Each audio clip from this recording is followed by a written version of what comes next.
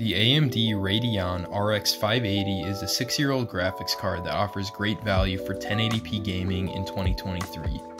This 2017 Polaris card features 2,304 shading units, 144 texture mapping units, and 32 render output units. Memory configurations included both 4 and 8GB versions with GDDR5 video memory on a 256-bit memory bus. The base and boost clocks for this card are 1257 and 1340 MHz respectively. The RX 580 was the second highest performer in the RX 500 series behind the RX 590 and above the RX 570, both solid budget cards in their own right. It performs similarly to Nvidia's GTX 1060, which is another great budget card to have in 2023. Today you can find used RX 580s for around $60 to $70. The availability of this card is due to the surplus of X-mining cards hitting the market. Personally, I'm not overly concerned about buying cards used in mining rigs if it means I get a better deal, but it is still best to at least know the past usage history of any computer component before you buy used. If you are interested in buying this card, I suggest going for the 8GB version, especially if the prices are similar to the 4GB cards. I got my 8GB XFX 580 Black Edition for around $72 on an eBay auction. It has a 2-fan design, metal backplate, and features 3 DisplayPort, 1 HDMI, and 1 DVI video outputs.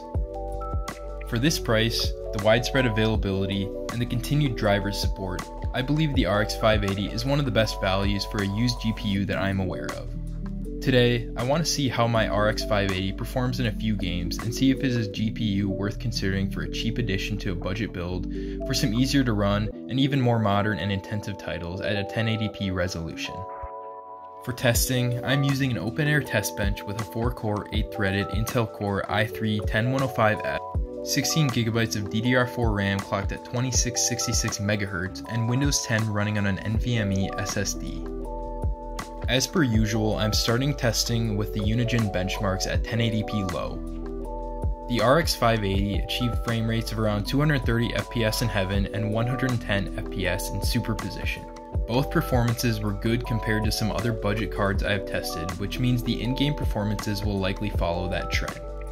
For GTA 5 max settings at 1080p, I got a very smooth performance with an average of over 80 FPS and 1% lows of no lower than 60 FPS. Overall, GTA looked and played great with this card. Next, I tested CSGO at max settings, which resulted in a solid showing of 167 FPS and a 1% low of around 90 FPS. Valorant performed similarly, with averages of around 190 FPS and 1% lows in the 50s and 60s. Fortnite at 1080p low preset with TSR performance enabled struggled with some stuttering early in the match, but ultimately provided a good enough experience with 143 FPS and some lower percentile lows around 30 and 40, which were evident in rendering more detailed areas of the map.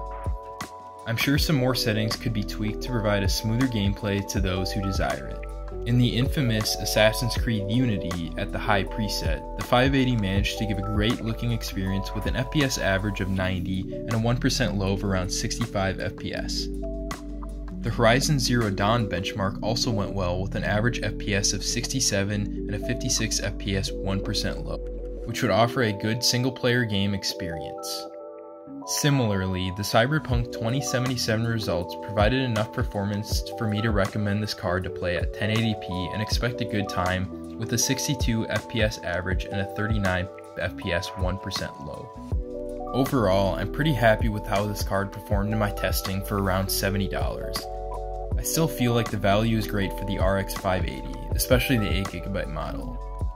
However, I do not think I could recommend this card to someone willing to spend a little bit more cash and get something like the RX 5600 XT or 5700 XT, as the performance now and in the future will be greater than this card. Additionally, when looking back at the GTX 970 that I tested recently, I feel that even though it's an older card and may lack in long-term driver support, it could offer even better value for the right price to someone who just wants a low-budget card to play games with now and could upgrade in the somewhat near future.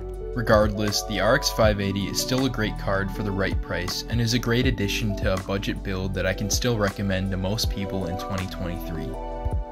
If you like this sort of content reviewing some older PC hardware, consider liking this video and subscribing to the channel. Additionally, Leave any suggestions or video recommendations in the comments, as I would love hearing any feedback I can get. Thank you.